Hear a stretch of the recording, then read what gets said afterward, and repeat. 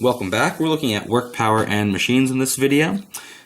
Focus is mostly on work and power. You can look over the machines if you want, the simple machines in the textbook, but there really won't be anything on the test from that, most likely.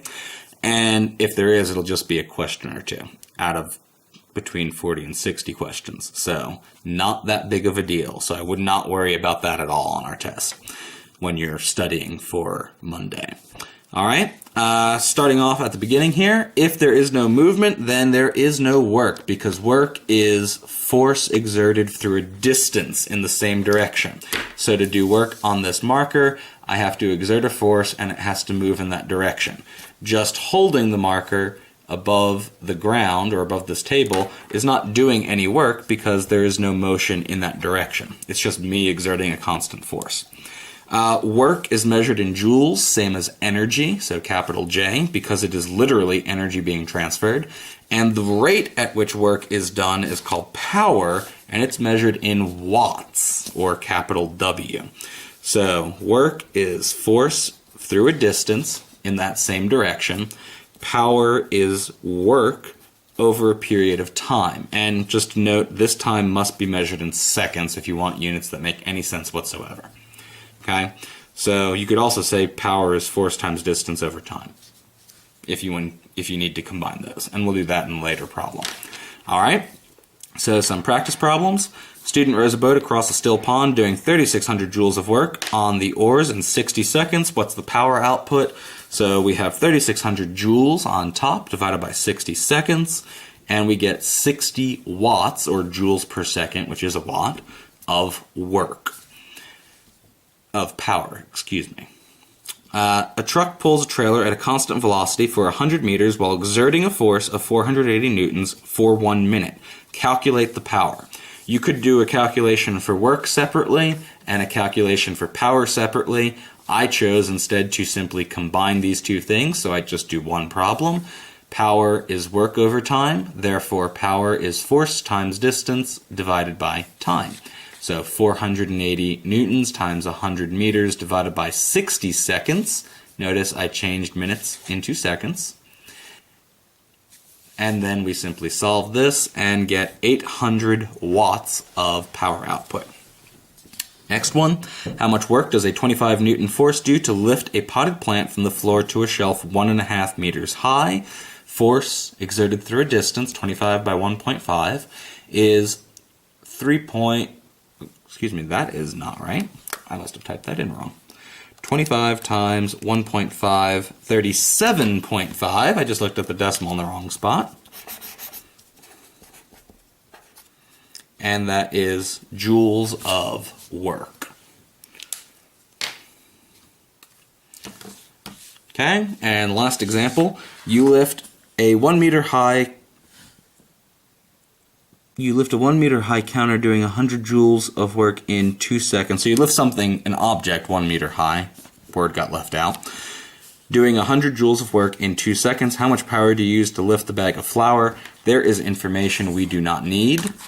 I would need to know the height of the counter if I need to calculate the work, which I do not because it's given to me. Therefore, ignore that 1 meter. It's a distraction. So we're left with 100 joules of work in 2 seconds. 100 joules divided by 2 gives us 50 joules per second, or 50 watts of power output. All right, moving straight down into energy, which is the ability to do work, because work is a transfer of energy. So work and energy are typically measured in the same units, joules, capital J. Or if we're talking about very large things, kilojoules, 1,000 joules, or megajoules, 1,000,000 joules. You can slap on prefixes all we want. All right, fossil fuels are things like oil, natural gas, coal, probably not very prevalent on the exam. And on the back side, again, probably not very prevalent on the exam, but just in case they throw it in here, we'll go through this again real quickly, and it's nothing you haven't seen before. Hydroelectric power comes from water. Solar comes from light energy or radiant energy from the sun, and we convert it to electricity. Geothermal, geo means earth, thermal means heat, so it comes from the Earth's surface, or below the Earth's surface. Wind is energy that's generated by moving airflow.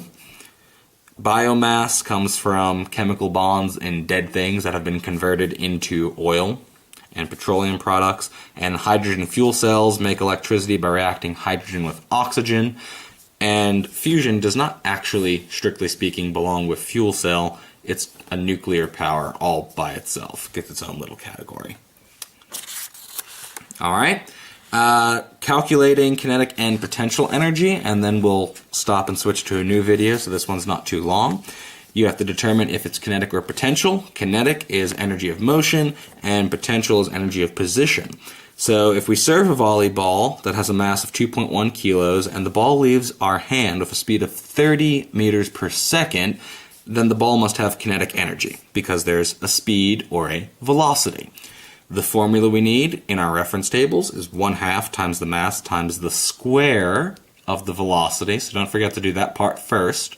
Otherwise, you're going to get some wacky answer that will probably be a choice, just so they can try and throw you off, is 1/2 times 2.1 times the square of 30, and we wind up with 945 joules of kinetic energy.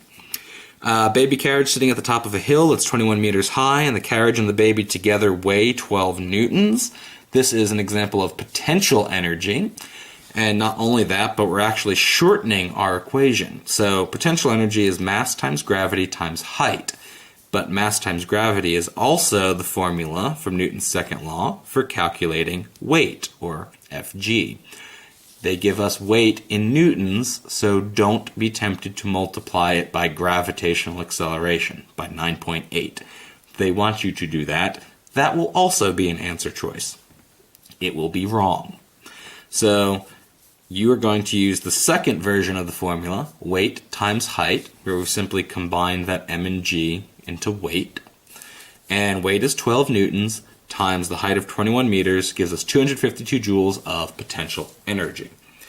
And it's okay if you forget this, because in your reference tables, it gives you both versions of these formulas. Just know, if it's in newtons, use this one. If it's in kilograms, use this one, and use 9.8 for meters per second squared for the acceleration. Right? Last one. A car is traveling with a velocity of 40 meters per second and has a mass of 1,120 kilos. The car has kinetic energy because it has velocity, it has motion.